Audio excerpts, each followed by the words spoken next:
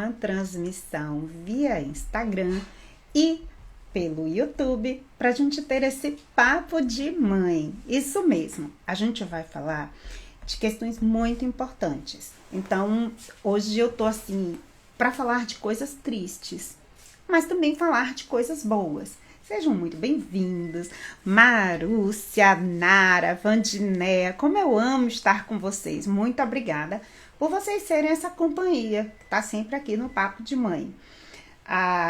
Eu tô aqui com um bebezinho muito gostoso, é o bebê da minha sobrinha Milena, mas eu escolhi uma roupa especial para pôr nesse bebê, tá? Essa roupa tem 19 anos.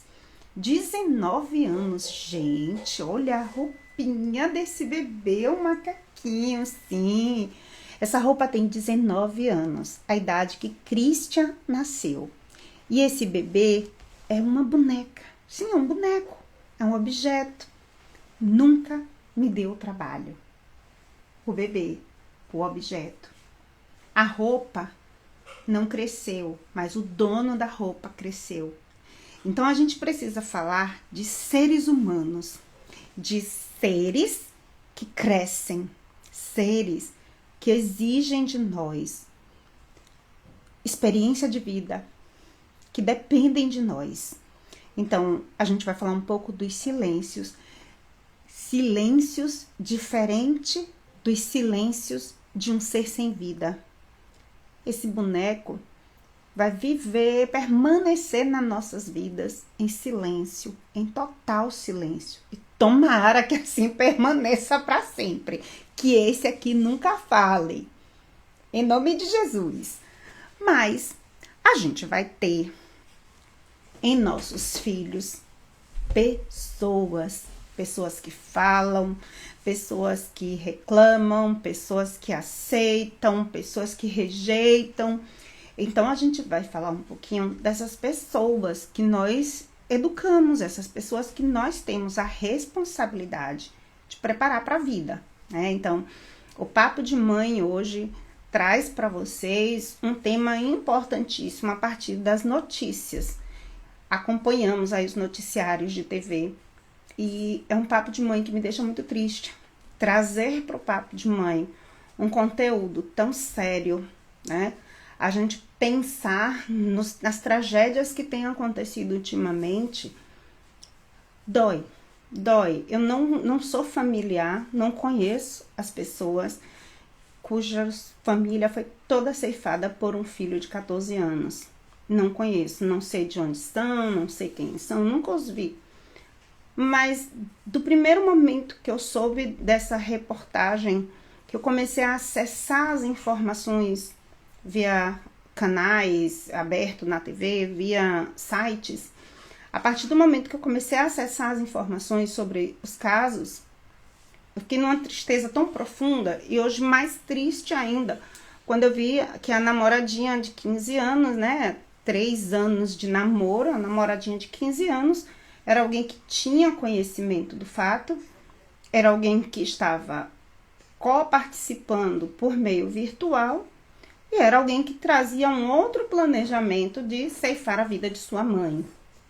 Então, quando a gente pega um conjunto de informações sobre esses acontecimentos, dá na gente uma profunda tristeza. É inevitável que a gente não mergulhe, né? É inevitável a gente fazer esse parâmetro entre a nossa própria existência em relação a esses acontecimentos. Somos mães, pais, que jamais passa por nossa mentalidade, jamais passa por nossa cabeça que os nossos filhos sejam capazes de alguma forma nos machucar, nos ferir, nos magoar. Então, nós idealizamos filhos que sejam nossos cuidadores, filhos que na nossa velhice ou num acidente, numa condição em que fiquemos inábil para alguma coisa, inapto a alguma atividade, esses filhos possam vir a ser o nosso conforto, possa vir a ser o nosso suporte, possa vir a ser o nosso cuidador. Então, nós temos um ideal de filhos que está dentro do nosso ideal de família. E quando a gente assiste reportagens dessa ordem, o nosso coração traz tudo o que a gente tem de desejos para nós, né? Outro fato, uma filha que planejou ceifar a vida do pai por uma herança de 5 milhões, se eu não me engano. E aí toda vez que a gente passa a abrir a rede social, a gente passa a ser bombardeado dessas notícias de filhos contra pais, ou de pais contra filhos. Isso não é tão incomum, mas isso tem se multiplicado. E quando a gente passa a receber essa enxurrada de acontecimentos vindo à nossa casa através da mídia, seja da TV, do rádio ou da rede social da internet, a gente precisa parar para conversar. Quer dizer, a rede social passa um tempão, os influenciadores, os religiosos, os psicólogos, profissionais da área de saúde mental, fazendo lives e brincadeiras e vídeos sobre o bebê reborn. Mas vem um acontecimento desse tão trágico, tão forte, e a gente não vê uma mobilização em torno da gente discutir essas questões. E a gente precisa trazer isso para o nosso cenário de reflexões. A gente precisa trazer essas questões para o cerne das igrejas. A gente precisa trazer essas questões para as jornadas pedagógicas, né, no diálogo das escolas com a família. A gente precisa trazer isso para a discussão com a saúde preventiva, com os postos de saúde preventiva, os PSTs, né? Postos de saúde, eu esqueci como é que chama agora, tem uma outra sigla que não é mais PSF. Mas a gente precisa tratar dessas questões de forma preventiva.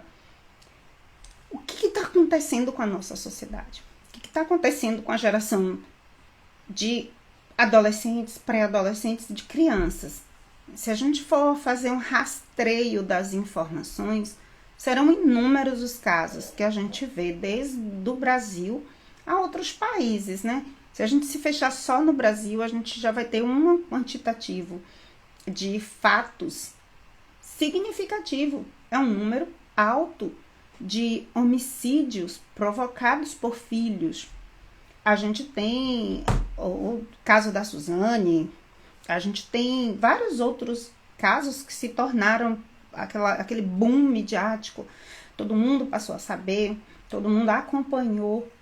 E a gente vai naturalizar isso, a gente vai considerar que esses acontecimentos fazem parte da vida cotidiana, que isso está dentro da nossa realidade, pronto, ou a gente vai fazer um movimento de discussão, de debate sobre que estruturas estão promovendo o aparecimento de mais e mais casos, né? É uma questão de lei? Falta lei? Ou é uma questão de estrutura religiosa? Falta religiosidade? É uma questão de estrutura de políticas públicas? Falta políticas públicas que dê a esses jovens mais perspectivas de vida fora do cenário da rede digital? É a tecnologia que está promovendo isso? Ou isso já é da natureza da pessoa e a tecnologia é apenas um impulsionador, um gatilho que traz à tona essa característica que já seja da pessoa? Gente, são vários vieses, várias possibilidades da gente refletir. O que não pode é a gente não refletir sobre isso. A gente não falar, a gente simplesmente deixar que passe como um episódio qualquer. E quando a gente quer família, a gente quer mãe de família, pai de família, precisa ser quem traz essas questões para a discussão. Que filho nós estamos educando e de onde surge esse silêncio que maquina, que projeta, que cria uma estratégia de resposta ao ponto de ferir os seus próprios pais, ao ponto de ceifar a vida de seus próprios pais, irmãos, parentes, primos, tios. O que está acontecendo e como que a gente pode interferir nisso aí, né? Como é que a gente, dentro da nossa casa, pode interferir? Acabei de ver, antes de vir para a gravação desta live, a notícia na rede do Instagram. Eu tô hoje online pelo Instagram e pelo YouTube. Você pode estar me acompanhando por um dos dois canais.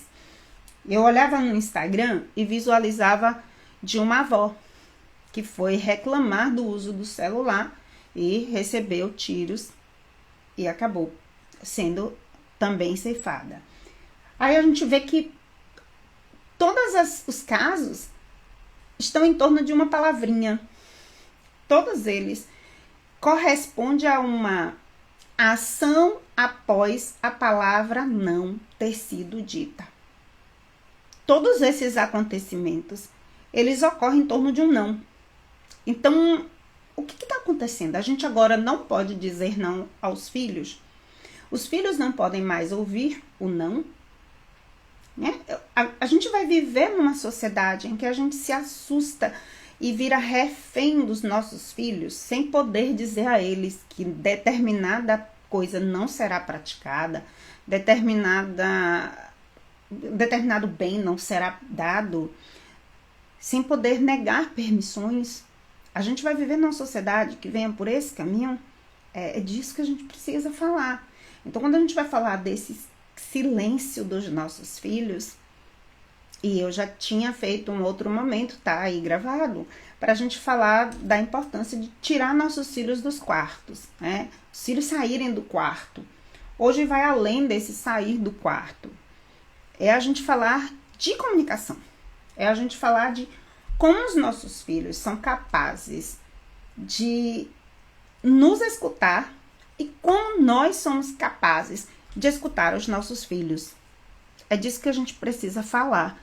Como que acontece essa dinâmica de relação humana? Como é que esses seres humanos, pai e filho, mãe e filho, casal, têm resolvido seus silêncios? Né?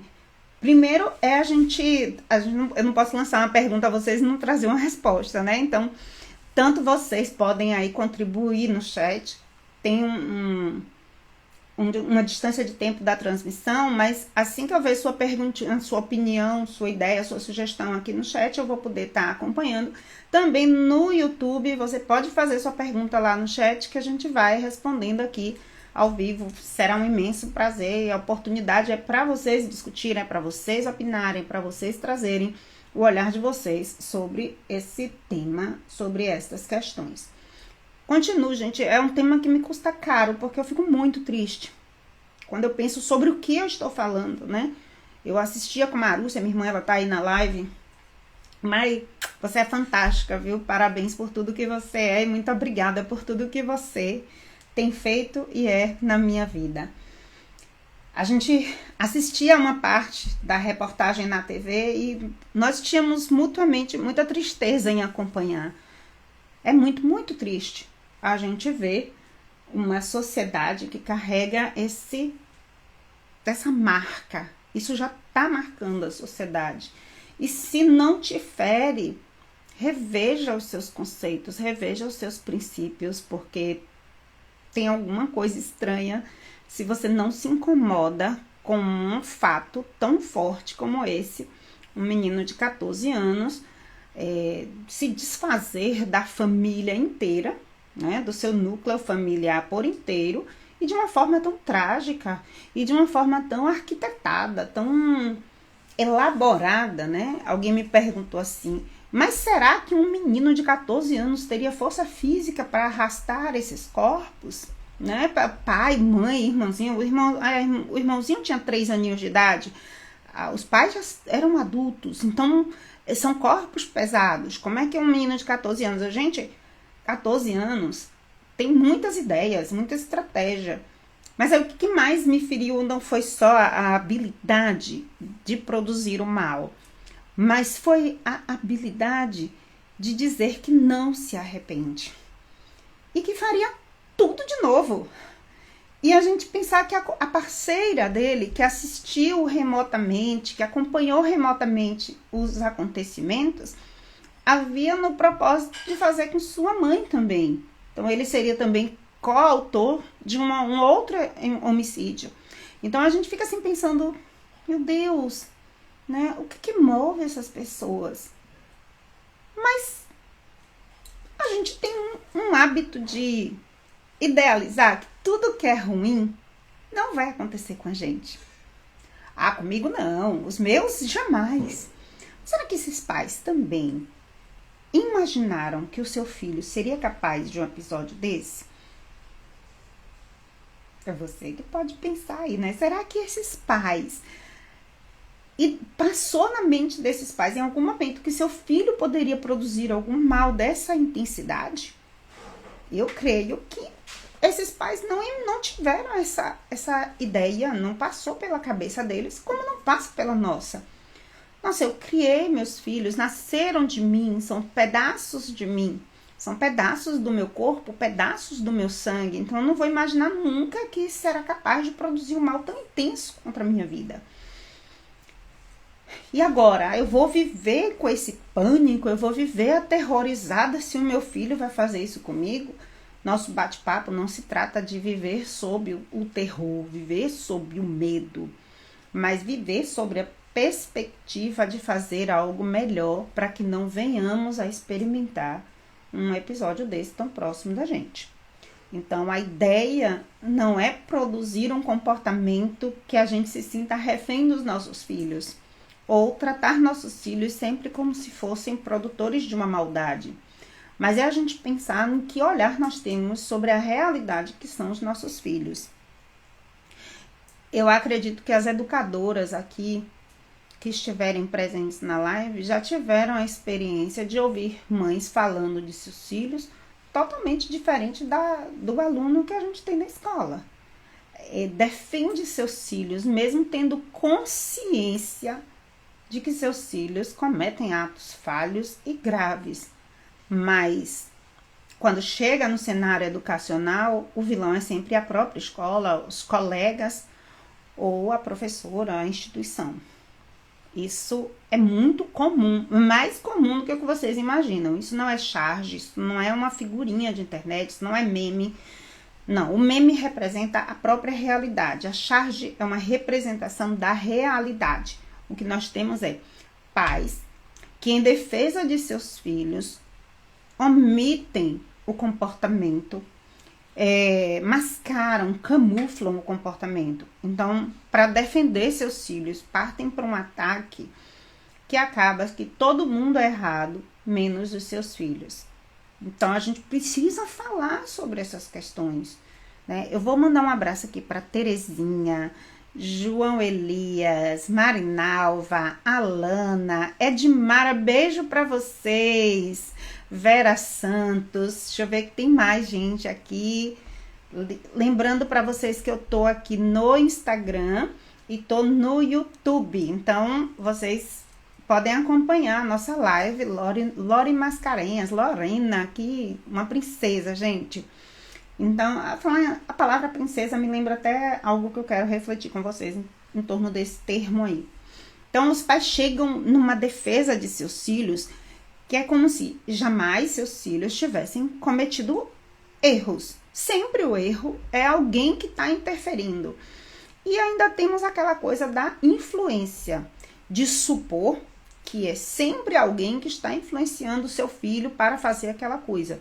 Como se nada surgisse do próprio filho, da própria filha, mas surgisse do outro. Então, a gente sempre vê que os pais trazem como se a essência da maldade fosse o outro.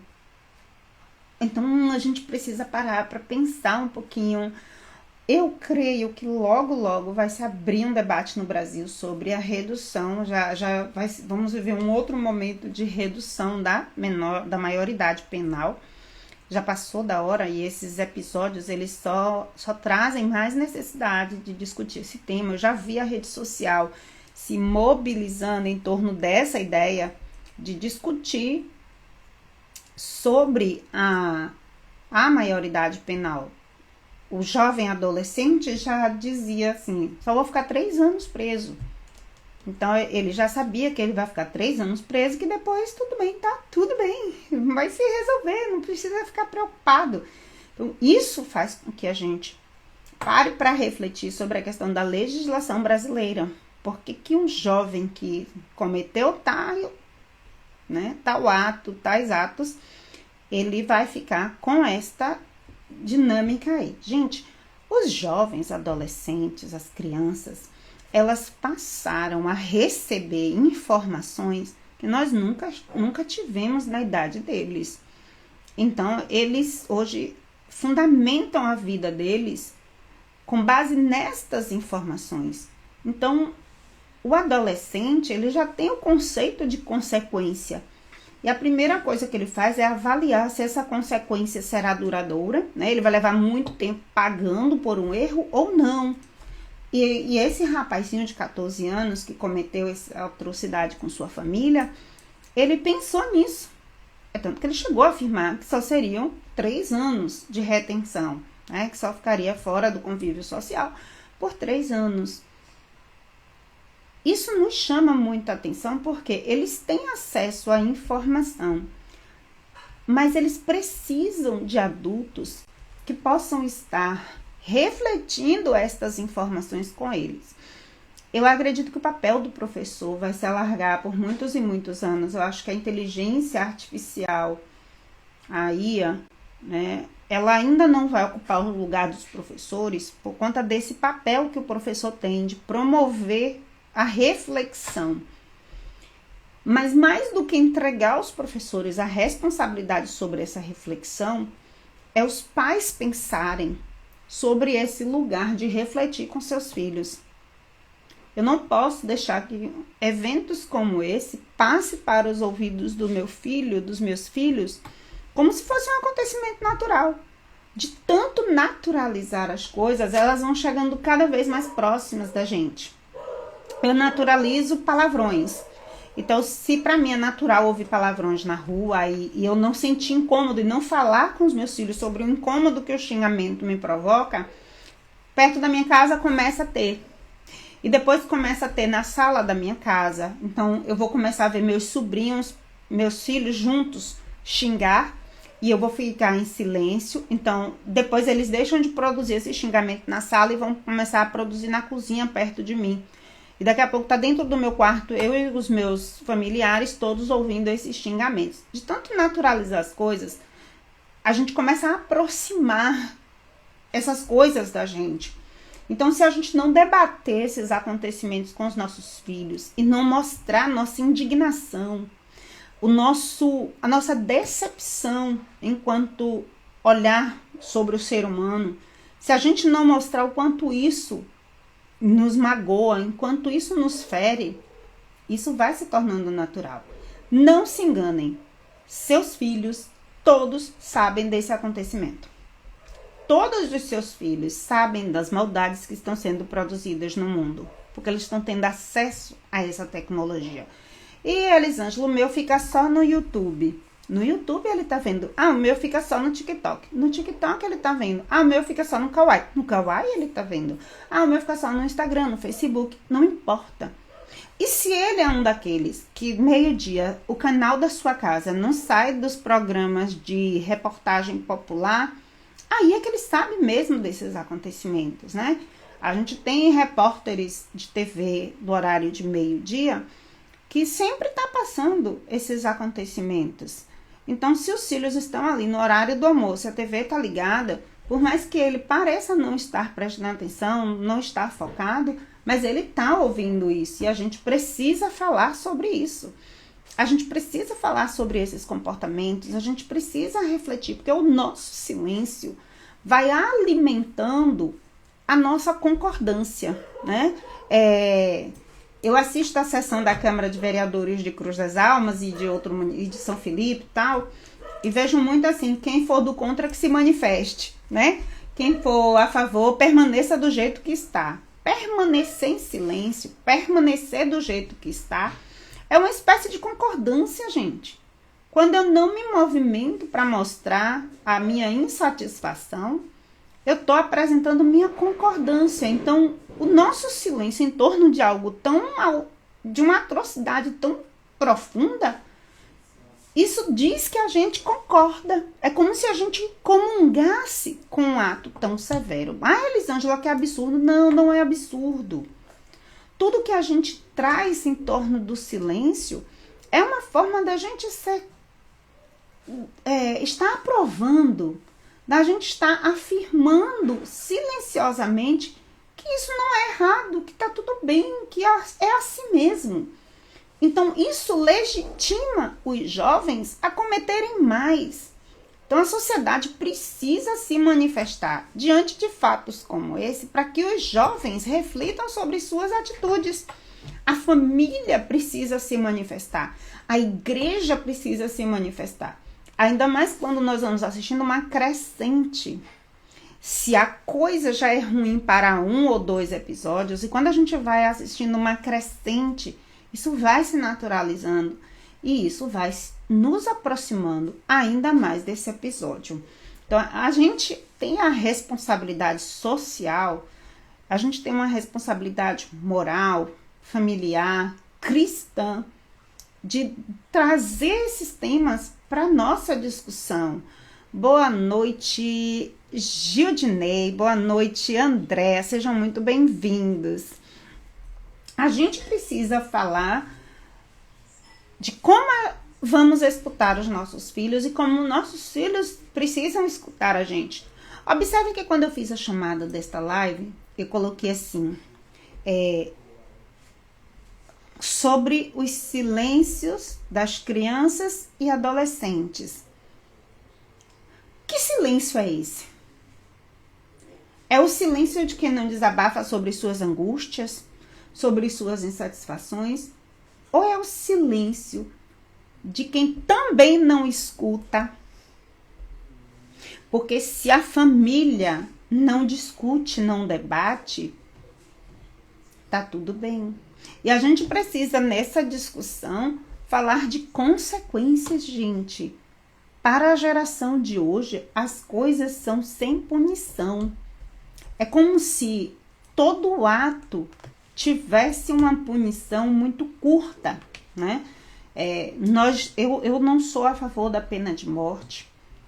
Eu acredito que não temos uma sociedade estruturada para esse tipo de penalidade, mas nós precisamos rever as penalizações da nossa sociedade, né? A nossa sociedade, ela só não vai ter jeito se todos nós cruzarmos os braços e mantivermos os nossos silêncios de aprovação. Enquanto nós formos silenciosos para todo ato inapropriado, eles vão continuar se repetindo e aumentando em grandes proporções. Então, quando eu vejo uma coisa errada e que eu me calo minha boca e que eu... Isso, às vezes, eu não consigo calar a boca, viu, gente? Eu tenho um problema gravíssimo, que é, se eu ver que tá errado, eu vou falar mesmo, eu vou opinar, eu vou meter. Às vezes eu pago um preço alto por isso, eu ganho muitos inimigos por isso, mas eu não sei, está na minha natureza, no cerne da minha existência, essa coisa de falar. Eu não consigo ficar calada. E eu sei que eu vou morrer pagando preço mesmo, pagando preço de perder amigos, de constituir inimigos. Inimigos até que eu não conheço, não sei que são meus inimigos, né? Mas que só entram na rede social para saber se eu tô fracassando ou não. Mas existem e ponto, tá tudo bem. Importante é que eu não vou perder a essência do que eu acredito. E a gente precisa mostrar aos filhos o que é que a gente acredita. O que eu acredito? Primeiro que eu não posso julgar uma família que eu não conheço. Eu não posso dizer que nessa família não havia fé. Não sei. Não sei se era uma família protestante, católica, espírita, da Umbanda. Não sei que estrutura religiosa essa família tem. Não sei se era do espiritismo. Não faço a mínima ideia. Então eu não posso julgar de que foi a falta de fé. Mas eu posso dizer que o princípio religioso é um princípio norteador.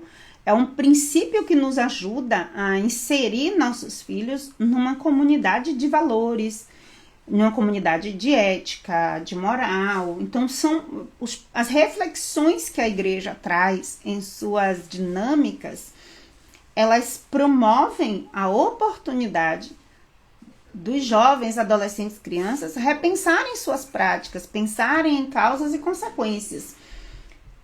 Além disso, essas estruturas religiosas, elas são mais um espaço de comunicação, onde eles têm como expressar suas angústias, suas insatisfações, porque alguém me disse assim, criança tem problema? Me deixe, viu? Tem, criança tem problema, adolescente tem problema, criança se preocupa, adolescente se preocupa, eles têm, e a ansiedade está aí para provar isso.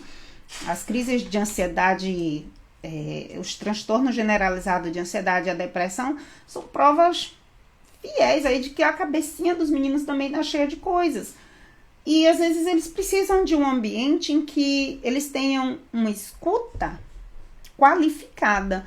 A igreja é um ambiente em que eles podem também reorganizar suas emoções, organizar seus sentimentos, né? Então, assim, a convivência no espaço religioso, e eu não quero aqui fazer propaganda de nenhuma doutrina, porque eu acredito que as doutrinas são todas falhas, mas são todas necessárias, né? Toda doutrina tem um grupo de convivência que tem suas falhas, que comete erro, mas tem também muito mais acertos, é porque a gente foca mais para apontar o erro do que o acerto, né?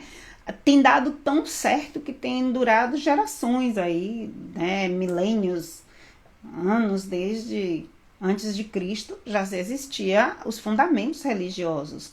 Então a gente sabe que a religião ela tem um poder importante na sociedade, e a gente fazer com que a sociedade vivencie isso, né, com que os jovens, crianças, adolescentes vivenciem isso, é um caminho para eles poderem ter um espaço de extravasar essas emoções, esses sentimentos, de chorar sem que se pergunte por que está chorando, porque às vezes é preciso só chorar mesmo.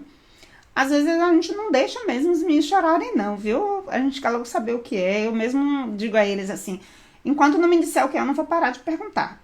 Então, eu quero saber como é que eu posso te ajudar, o que é que eu posso fazer para ajudar a resolver esse problema. Mas essa constituição da vida da criança, do adolescente, um lugar dele extravasar o que esse silêncio tem tomado conta, é por meio da fé. E a fé é um princípio que a gente tem experimentado, que tem dado muito certo, até cientificamente comprovado que pessoas se recuperam por conta desse sentimento de fé, né? Por conta essa relação com a crença em alguma área religiosa, essa relação com o que ele crê, com o Deus que ele crê, promove saúde. Na minha casa a gente tem um exemplo de Marúcia, que está aí contemplada com a cura por meio da fé, a disciplina, o autocuidado, mas que a base principal é a fé. Então a gente sabe o poder que essa fé tem para trazer saúde. Mas aí você me pergunta, e saúde mental tem a ver com fé? Bom, tem e não tem. Pois é, eu não posso dizer que um menino desse que cometeu essa atrocidade é um esquizofrênico.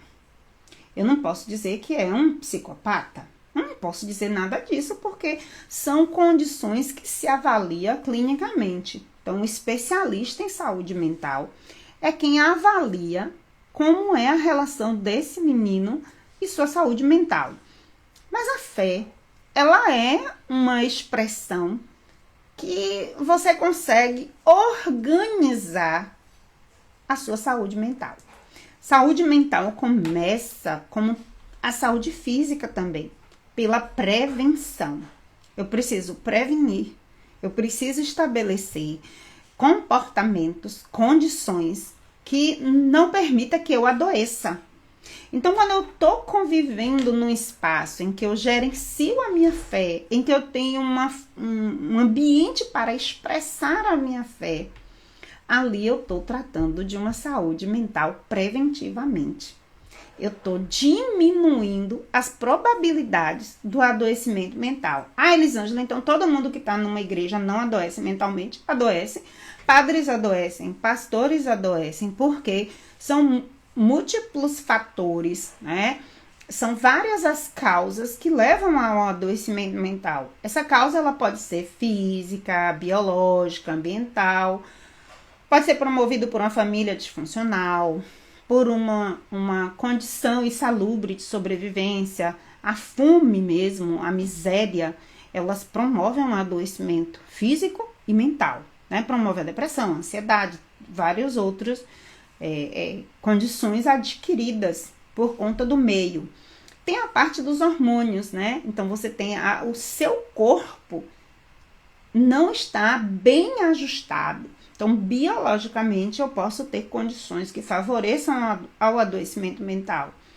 Portanto, a gente tem muitos fatores que podem ser minimizados. E cabe aos pais, quando perceberem que determinados silêncios estão acontecendo, buscar uma avaliação de um profissional competente, especializado. Porque ocorre que eu tenho um filho, e eu estou sendo metafórica aqui. A pessoa tem um filho e esse filho vem ao longo da vida se comunicando muito bem com os colegas, com a família. E num determinado período, a família começa a perceber que está tendo mudança no comportamento. Existem mudanças que elas são naturais. Mudanças de fase da infância, da primeira infância para a segunda infância, da segunda infância para a pré-adolescência, da pré-adolescência para a adolescência, e da adolescência para a adultez, a juventude e a adultez. Tem mudanças que realmente são normais, mas tem coisas que fogem totalmente, são muito extremas, muito contrárias. Uma pessoa que era altamente comunicativa passa a ser triste, chorosa, se excluir, a ficar de quarto fechado, não participa mais, sempre gostou de festa, não participa mais de evento nenhum. Ou o contrário, né? Não gostava de festa e agora todo dia quer estar na rua, não tinha uma comunicação com ninguém, agora quer falar demais com todo mundo, ou fica com aquela pessoa o tempo todo. É preciso a gente despertar de que essas mudanças, se elas estão sendo extremas, se elas apresentam risco para o desenvolvimento de um comportamento negativo, a gente precisa buscar um especialista. Então, o principal, quando a gente percebe a mudança de comportamento, é o excesso de tristeza ou o excesso de alegria. Saindo de uma forma de ser para outra totalmente diferente. E esses especialistas, eles precisam ter um compromisso muito grande, né? É inevitável fazer esse julgamento de valor. Como que um profissional leva um ano tratando uma criança nível 2 de suporte de autismo e nesses 2 anos não percebe que a criança é autista? Então, a gente precisa de profissionais que olhem as pessoas com mais responsabilidade, com mais compromisso, que entenda que a passagem pelo profissional é porque a família precisa de respostas. E respostas importantes, porque um transtorno de personalidade, ele põe em risco a sobrevivência da família. Um transtorno de humor, ele põe em risco a sobrevivência da família e de seus colegas. Um transtorno opositor, desafiador, maltratado, não tratado, ele põe em risco a vida de todo mundo. Uma pessoa esquizofrênica, a esquizofrenia põe em risco a todos. Então, a gente precisa de profissionais que tenham um compromisso, porque a gente vai tratar de evolução da vida humana. Então, aquela pessoa que está passando por um psiquiatra, está passando por um psicólogo, está passando por um psicanalista, a família precisa de respostas muito claras. A gente precisa de profissionais que não tenham medo de falar a verdade. E de pais irresponsáveis que, quando for levar seus filhos para um profissional, esteja em busca da verdade. Quando você leva seu filho para ouvir um profissional e que o seu comportamento é sempre de esquiva, o seu comportamento é sempre de autodefesa, então não havia por que você levar para um profissional avaliar. É preciso ter confiabilidade, confiança no profissional que está acompanhando.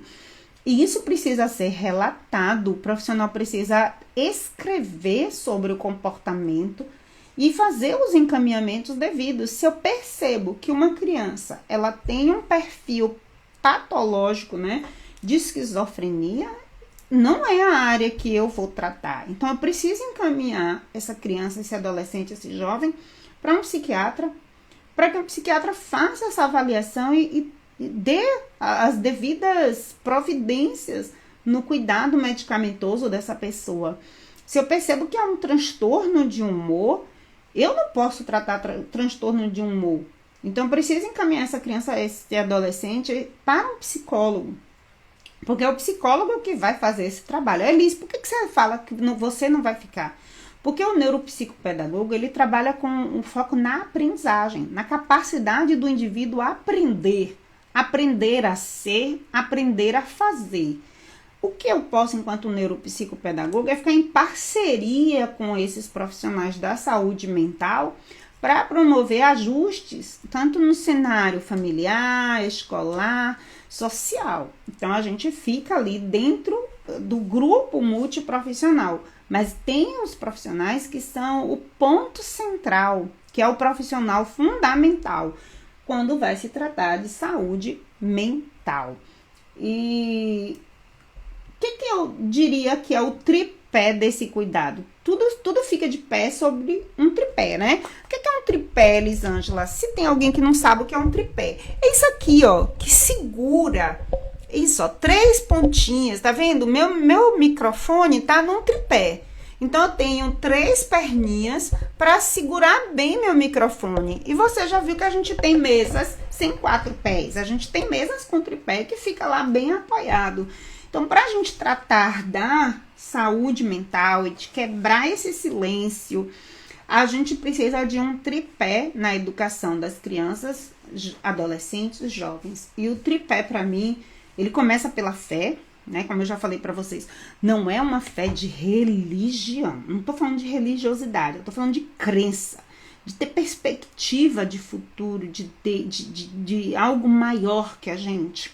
Não é possível que estejamos aqui só como resultado de micro-organismos. Eu acredito que a gente está aqui por um fundamento maior. Então, quando a gente acredita, a gente precisa transcender, passar adiante, sair do nosso interior, do nosso pensamento e levar isso para a nossa experiência de vida. É onde os filhos vão ser alcançados, onde os sobrinhos, netos, afilhados vão ser alcançados, através da nossa experiência de fé. Então, o tripé começa com isso aí, né? A primeira perninha é a fé. Então, isso é a perninha que sustenta e quando ela quebra, vai ficar o tempo todo o meu microfone caindo. O segundo elemento do tripé, gente, sem dúvida, é a família. A sociedade muito pouco vai poder fazer enquanto a família não estiver comprometida em observar os filhos que tem. E observar requer que você...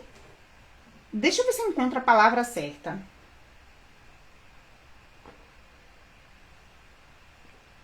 Requer que você veja, reconheça e revele. Veja, você precisa ver o que está acontecendo. Você precisa reconhecer que isso não é normal, que determinado comportamento está fora de um padrão.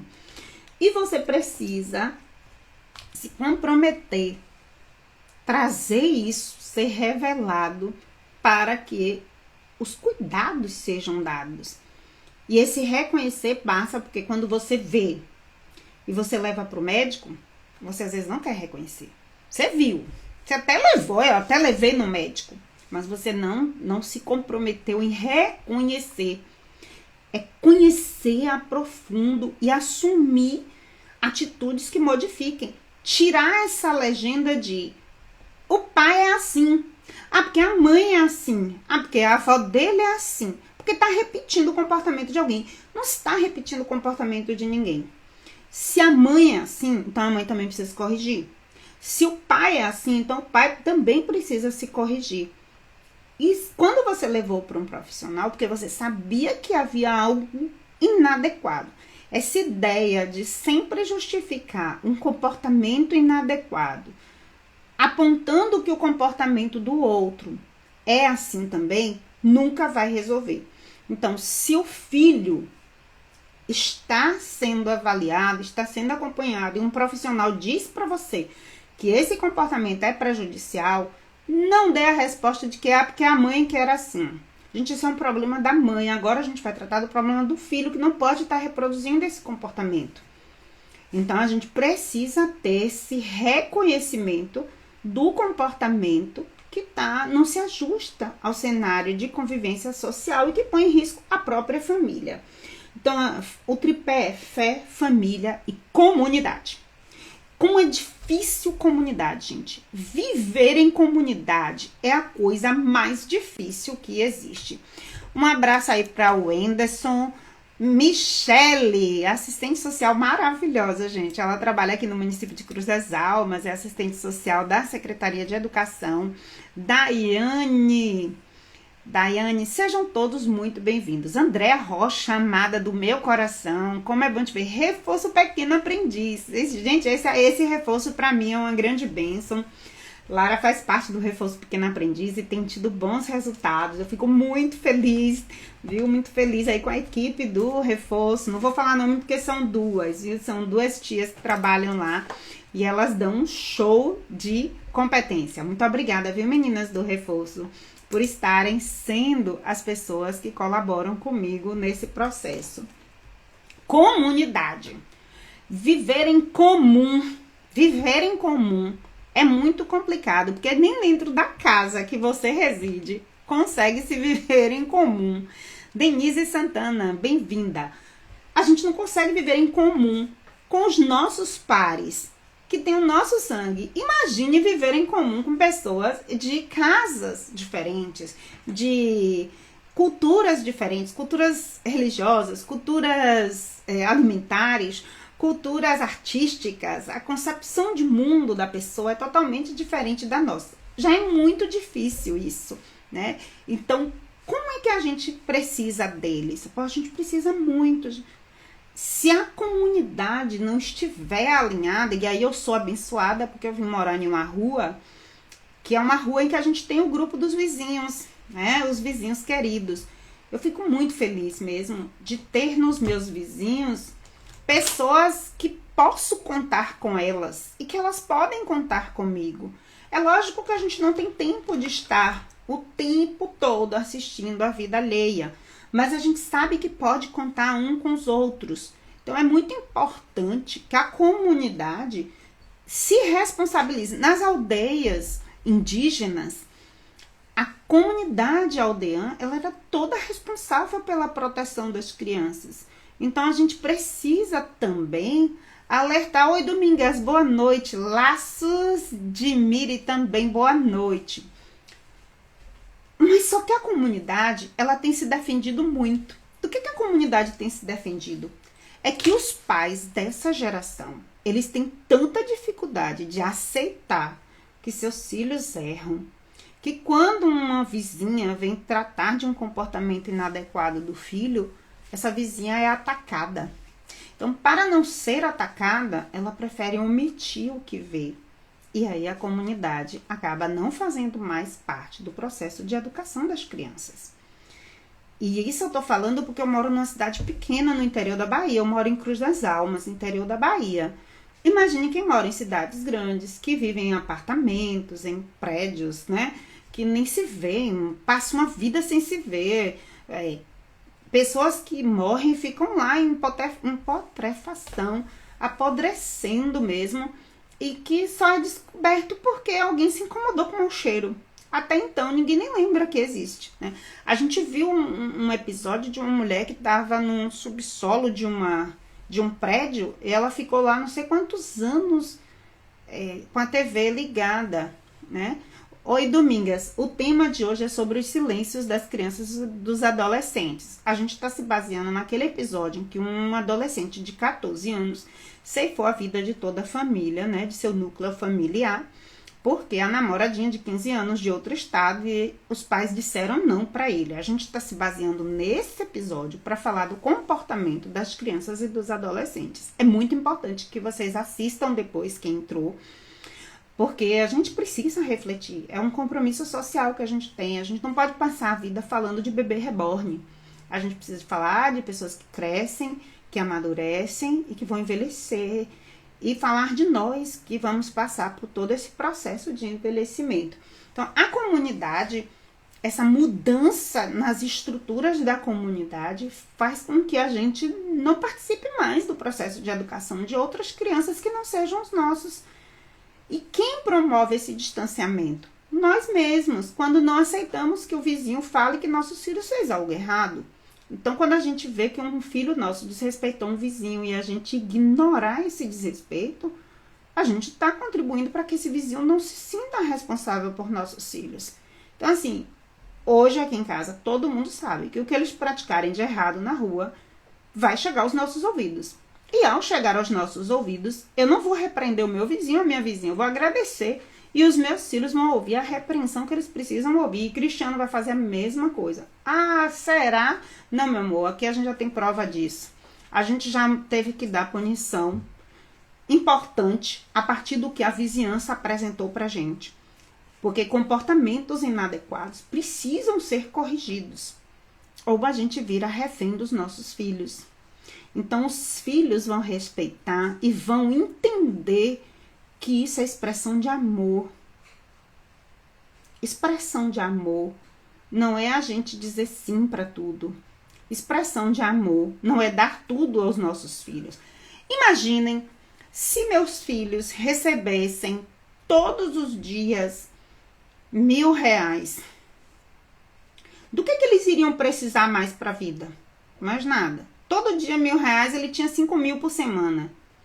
Então, ele não precisava mais suar, não precisava se preocupar com mais nada. Essa despreocupação, quando ele descobriria a necessidade de estudar, estudar não é luxo, estudar é necessidade. Quando ele descobriria a necessidade de se esforçar para ter bons resultados, quando ele descobriria a necessidade de conviver com pessoas para ter um emprego, porque conviver com pessoas é muito difícil. Comunidade é a coisa mais difícil que existe. Trabalho, a gente suportar o comportamento dos colegas de trabalho é muito difícil.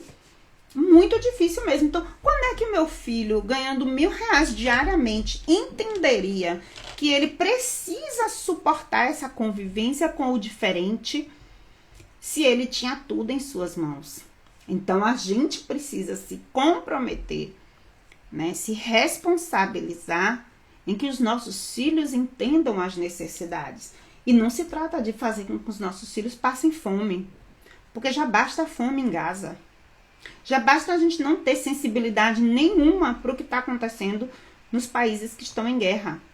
Ah, mas a gente não tem poder para resolver. Como não? Juntos, nós podemos mudar o mundo, sim. Agora, a gente se conforma porque a gente não quer sair da nossa zona de conforto. Aí, sejamos muito sinceros. A gente não quer estar levantando bandeira porque a gente sabe que não há benefício individual. Há apenas um desgaste, né? Então, como o benefício não será individual, a gente não se compromete. E eu não estou falando só de vocês que estão em casa ou no trabalho, não. Estou falando de mim também. Eu estou falando de nós. Eu falo nós com muita sinceridade. Nós não nos comprometemos com o outro. E é esse sentimento de comunidade, esse mesmo que a gente tem com relação às crianças em Gaza, com as pessoas na Ucrânia, esse mesmo tipo de sentimento que a gente tem com os filhos do vizinho. Se machucou, é os filhos do vizinho. Se tá usando droga, são os filhos do vizinho. Se tá marginalizado de alguma forma, são os filhos do vizinho. Então, a gente não tem esse compromisso de sociedade, de comunidade. E é essa falta que está fazendo com que a gente, cada vez mais, não consiga desenvolver uma educação que trabalhe regras, limites e valores de forma mais assertiva, né? Não vai existir uma educação perfeita. Não existe regra. Teoricamente, não existe regra para educar filhos. Uma regra que molde todo mundo no mesmo padrão. E na prática existe regra, sim. Existem muitas regras e existe uma receita para criar filhos. A primeira receita está no livro mais importante que eu conheço, né? Criado aqui pelo Ocidente, que é a Bíblia. Tudo de experiência de vida que você quiser. todos os ensinamentos com perfeição. Tá lá na Bíblia, porque a Bíblia é um livro que traz um conjunto de comportamentos e ela tem resposta para tudo. Diferente dessa live aqui, que não vai ter resposta para tudo. Você vai estar aqui no YouTube assistindo, você vai estar no meu Instagram assistindo e não vai ter as respostas todas que você quer. Aqui é só para te sensibilizar, para você pesquisar e buscar. Então eu acredito que na Bíblia a gente tem resposta para tudo. Todos os comportamentos humanos ali, a história está narrada ali de como pode ser melhorado, como pode ser modificado. Então, há uma receita para educar os nossos filhos. A Bíblia é essa receita. Além dela, toda a sociedade é regida por códigos de ética. E esse código de ética é uma constituição. Por mais que a gente tenha essa polarização de governo, né, de candidatos de governo, verde, vermelho, azul, não sei o quê, por mais que isso seja os embates dos homens da política, mas nós temos uma Constituição Federal, que é um conjunto de regras. Fora ela, nós temos as normativas dos municípios. Então, existem receitas para educar os nossos filhos, sim. E a receita tá aí, tem as leis, tem a ordem. A gente precisa constituir a ordem que a gente tanto sonha. Nossa bandeira, ela pede, é um lema que faz um pedido, né? Ordem e progresso. Então, eu não vou conseguir atingir um progresso se eu não tiver ordem. Então, se eu quero um progresso, uma evolução com os meus filhos, eu preciso estabelecer ordem, né? Boa noite, Darlene. Beijo nos meus pequenos e no garotão. Deus abençoe, Darlene. Ordem. A babá dos meninos aqui, que foi Maiana, uma babá maravilhosa que eu tive aqui também, ela dizia para os meninos aqui em casa, olha, aqui tem ordem. E é esta ordem que a Maiana sempre falava para os meus meninos dentro de casa, aqui tem ordem. É isso que levou a gente a constituir hoje um grupo de jovens dentro de casa, adolescentes, que conseguem dialogar de forma respeitosa, conseguem estar entre si, se apoiando, um colaborando com o outro. Eu consigo chegar de casa e ter as ajudas deles. Eu consigo ser cuidada por meus filhos, porque tem ordem, gente. Como é que jovens não têm ordem? Fazem o que quer, agem da forma que querem, e isso começa muito cedo. Parem de esperar que os filhos venham a obedecer depois de grandes. Eles têm que obedecer desde pequeno.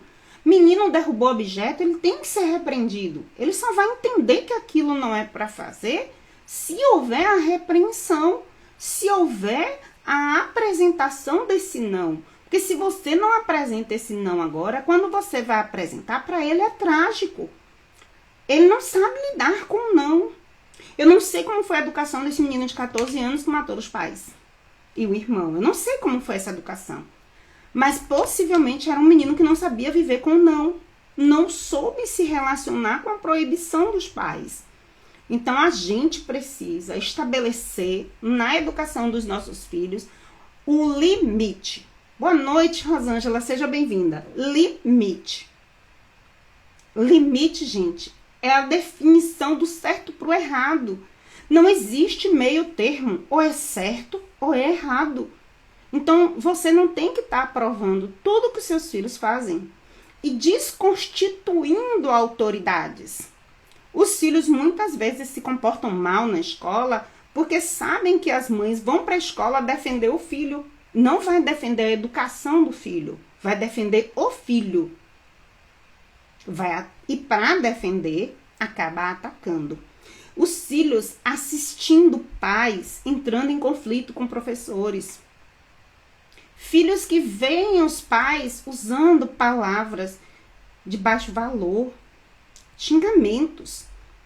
Filhos que veem pais ameaçando o outro.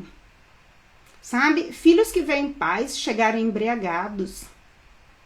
Então a gente precisa entender que o nosso comportamento é que vai moldar o comportamento dos nossos filhos. Não é o que nós dizemos para eles. É o que eles veem em nós. Nós não somos perfeitos. Não temos condições de ser perfeitos. Mas temos como buscar exemplos maiores. E os exemplos são esses. O que os nossos pais fizeram de nós.